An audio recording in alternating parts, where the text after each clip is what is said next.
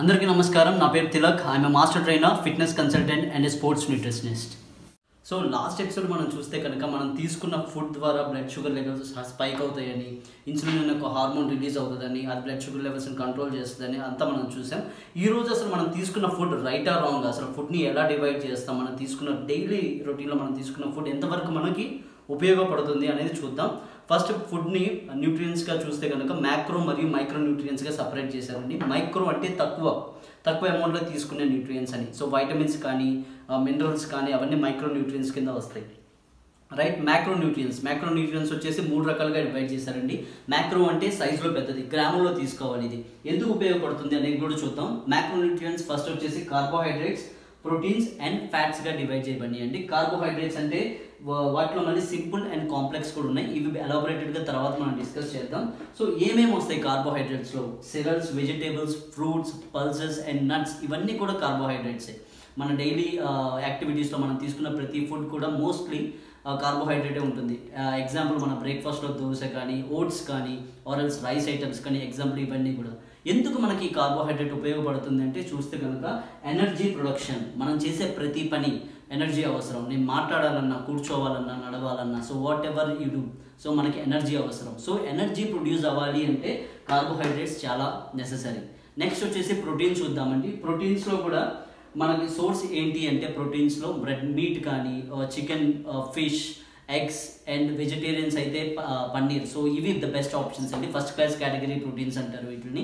మనకు కావాల్సిన 20 amino acids, మాంసపు కృతులు అంటారు కదా బాడీకి, సో అవన్నీ ఇందులోనే లభిస్తాయి. సో ఈ ప్రోటీన్స్ మనకి ఎందుకు ఉపయోగపడతాయి? సో మనం ఇందాక చూస్తే కనుక కార్బోహైడ్రేట్స్ ఖచ్చితంగా ఎనర్జీని ప్రొడ్యూస్ చేస్తాయి. బట్ ఇవి ఎందుకు ఉపయోగపడతాయి? హార్మోన్స్ ప్రొడక్షన్స్ అంటాం. మనం పాత ఎపిసోడ్లో చూస్తే కనుక ఇన్సులిన్ అనే ఒక హార్మోన్ బ్లడ్ షుగర్ లెవెల్స్ని కంట్రోల్ చేస్తుంది.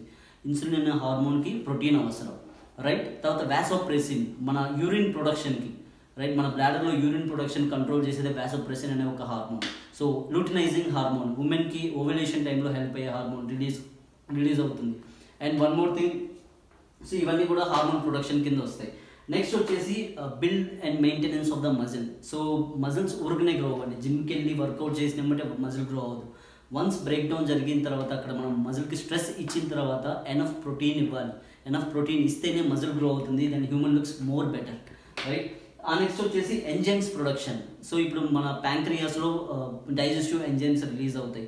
ఏదైనా ఫుడ్ తీసుకున్న తర్వాత డైజెస్ట్ అవ్వాలి అంటే ఆ ఎంజైమ్స్ అవసరం. ఆ ఎంజైమ్స్ కూడా డెఫినెట్లీ, ఆ ఎంజైమ్ ప్రొడక్షన్స్ కూడా ఎనఫ్ ప్రోటీన్ అవసరం. And antibody production. So immunoglobulins అంటారు వీటిని, యాంటీబాడీస్. సో ఇప్పుడు మన మిలిటరీ ఆఫీసర్స్ ఎట్లా అయితే బార్డర్లో డిఫెన్స్ చేస్తూ ఉంటారో శత్రువుల నుంచి, I mean like army people ఎలా అయితే డిఫెన్స్ చేస్తూ ఉంటారో, మన బాడీ కూడా డిఫెన్స్ సిస్టమ్, ఇమ్యూనిటీ సిస్టమ్ అనేది చాలా ఇంపార్టెంట్. సో ఇమ్యునోగ్లోబులిన్స్ వచ్చేసి ఇన్ఫెక్షన్స్ని, తర్వాత వైరస్ని అటాక్కి దానికి తగ్గట్టు యాంటీబాడీస్ని ప్రిపేర్ చేస్తూ ఉంటాయి. సో ప్రోటీన్ దానికి కంపల్సరీ అవసరం. అండ్ మజిల్ కంట్రాక్షన్కి, ఇప్పుడు నేను మాట్లాడుతుంటే నా మజిల్ కంట్రాక్ట్ అవ్వాలి. సో దాంట్లో యాక్టిన్ అండ్ మయోసిన్ అనే చిన్న ప్రోటీన్స్ ఉంటాయి, ఒకదాని మీద ఒకటి స్లైడ్ అవుతూ ఉంటాయి. సో దానికి కూడా కంపల్సరీగా ప్రోటీన్ అవసరం. ఈవెన్ దో నా చెయ్యి ఇలా మూమెంట్ అవుతుందంటే కంట్రాక్షన్ జరుగుతుంది అంటే, సో ఒక మూమెంట్ జరుగుతుంది మజిల్లో, దీనికి కూడా ప్రోటీన్ అవసరం. సో ఇన్ని ఫంక్షన్స్ చేయగా ప్రోటీన్స్ ఇంకొక ఎక్స్ట్రా ఫంక్షన్ చేస్తుంది. ఏంటి అంటే ఎనర్జీ ప్రొడ్యూస్ చేస్తుంది బాడీకి. సో ఆల్రెడీ కార్బోహైడ్రేట్స్ ఏం ప్రొడ్యూస్ చేస్తుంది? ఎనర్జీ మాత్రమే ప్రొడ్యూస్ చేస్తుంది. ప్రోటీన్స్ ఈ ఫంక్షన్స్ అన్ని చేయగా ఎక్స్ట్రా ఎనర్జీ కూడా ప్రొడ్యూస్ చేస్తుంది. So protein is very important. Next fats గురించి చూద్దామండి. ఫ్యాట్స్లో సాచురేటెడ్ ఫ్యాట్స్ అని, అన్సాచురేటెడ్ ఫ్యాట్స్ అని సపరేట్ చేయబడతాయి. సో సాచురేటెడ్ ఫ్యాట్స్లో బటర్ కానీ, గీ కానీ, చీజ్ కానీ అవన్నీ వస్తాయి. అన్సాచురేటెడ్ ఫ్యాట్స్లో వచ్చేసి మోనో అన్సాచురేటెడ్ ఫ్యాటీ యాసిడ్స్ అంటాం, ముఫా అంటాం లేదా కుఫా. ఓకే, ఒమేగా 9 ఫ్యాటీ యాసిడ్ వచ్చేసి ముఫా కింద వస్తుంది. నథింగ్ బట్ ఆలివ్ ఆయిల్ అండి. మనం చేసే ఒక పెద్ద మిస్టేక్, ఆలివ్ ఆయిల్ని మనం వంటగా వాడతాం, వంట నూనెలా వాడతాం. యాక్చువల్లీ దాన్ని అలా వాడకూడదు. అది ఓన్లీ డ్రెస్సింగ్ పర్పస్కే పనికి వస్తుంది. Please make sure that. So olive oil ఎప్పుడైనా కానీ ముఫాని మనం వంట నూనెగా వాడకూడదు. అండ్ వన్ మోర్ థింగ్, కుఫా, omega 3 and omega 6 fatty acids అండి. ఒమేగా 3 అంటే ఫిష్లో మనకు లభిస్తుంది, ఫిష్ ఆయిల్లో, ఆర్ ఎల్స్ వాల్నట్స్లో కూడా ఒమేగా 3 ఉంటుంది. యాంటీ ఇన్ఫ్లమేషన్ అండి, ఇది బాడీలో ఇన్ఫ్లమేషన్ కలగకుండా బాగా హెల్ప్ అవుతుంది. ఇది కూడా మనకి తెలుసు. And one more thing, omega 6 వచ్చేసి వంట నూనె. ఇప్పుడు మనం వాడే సన్ఫ్లవర్ ఆయిల్ కానీ, ఆర్ ఎల్స్ పామ్ ఆయిల్ కానీ, వెజిటేబుల్ ఆయిల్ కానీ, ఇదంతా ఒమేగా 6. బట్ ఒమేగా 6 ఆల్రెడీ మనం తీసుకున్న సెరల్స్లో కానీ, వెజిటేబుల్స్లో, ఫ్రూట్స్లో మనకి ఆల్రెడీ లభిస్తుంది. సో ఇదంతా టు బి ఫ్రాంక్ అది అంత అవసరం కాదు. యాక్చువల్గా మనం యూటిలైజ్ చేయాల్సిన ఆయిల్ ఏంటి అంటే butter, ghee and coconut oil, they are really good. ఇది కూడా మనం తీసుకునే మిగతా మ్యాక్రో న్యూట్రియన్స్ మీద డిపెండ్ అయి ఉంటుంది. మీరు కార్బోహైడ్రేట్స్ తక్కువ తీసుకుంటున్నారు, ప్రోటీన్స్ ఎక్కువ తీసుకుంటున్నారంటే they really do good for you. Butter, cheese, ఈ ఘీ కానీ లేకపోతే కోకోనట్ ఆయిల్ కానీ చాలా ఫేవర్ చేస్తాయి బాడీకి.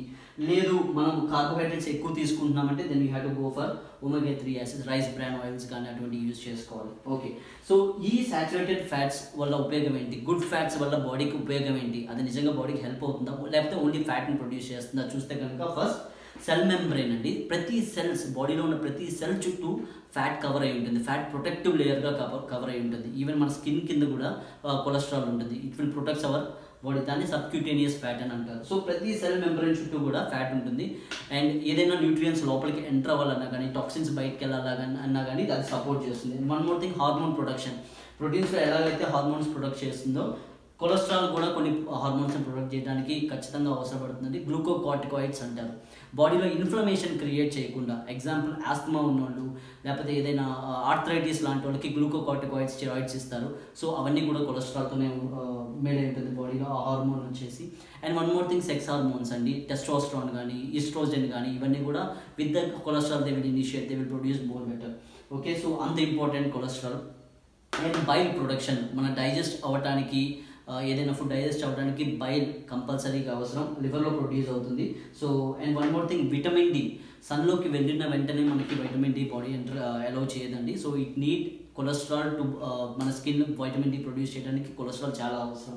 And one more thing, nerve ఫైబర్స్ని ప్రొటెక్ట్ చేస్తూ ఉంటుంది. మైలిన్ షీత్ అని, అది కూడా కొలెస్ట్రాల్తోనే మేడ్ అయి ఉంటుంది. ఇవన్నీ ఫంక్షన్స్ చేయగా ఫ్యాట్స్ ఇంకొక ఇంపార్టెంట్ ఫంక్షన్స్ చేస్తాయి. అది వచ్చేసి ఎనర్జీ ప్రొడ్యూస్ చేస్తాయండి మన బాడీలో. సో ఇప్పుడు మన బాడీలో చూస్తే కనుక ఏవేవి ఎంత అవసరమో మీకే అర్థమవుతుంది ఈ టాపిక్ అంతా విన్న తర్వాత. కార్బోహైడ్రేట్స్ కేవలం ఎనర్జీని ప్రొడ్యూస్ చేస్తాయి. ప్రోటీన్స్ వచ్చేసి ఇన్ని ఫంక్షన్స్ చేయగా ఎనర్జీగా కూడా ఉపయోగపడతాయి. అండ్ ఫ్యాట్స్ ఇన్ని ఫంక్షన్స్ చేయగా ఎనర్జీగా కూడా ఉపయోగపడతాయి. సో ఇప్పుడు మనం డైలీ రొటీన్లో చూసుకుంటే కనుక ఏ ఫుడ్ ఎక్కువ తీసుకుంటున్నాం, నౌ దట్స్ యువర్ చాయిస్ అండి. సో కార్బోహైడ్రేట్స్ ఎక్కువ ఉంటే కనుక that's not a right choice honestly.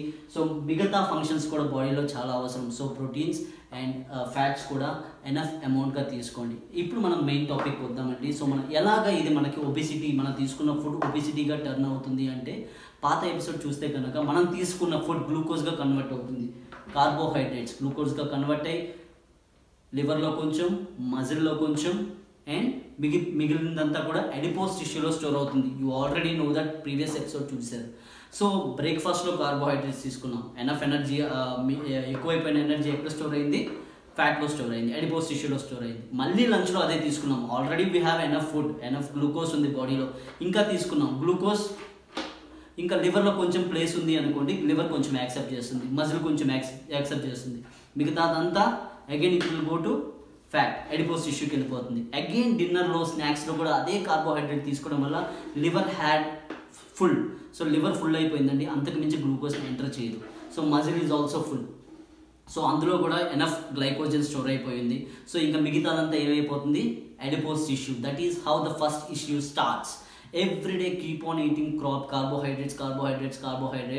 We had enough energy, but everything is stored in the name of fat. అది పొట్ట చుట్టూ కానివ్వండి, మెన్కి మగవాళ్ళకి పొట్ట ఉంటుంది, ఎందుకంటే దాన్ని ఆండ్రాయిడ్ ఫ్యాట్ అంటారు, దట్స్ ఆల్ జెనెటికల్ స్టఫ్.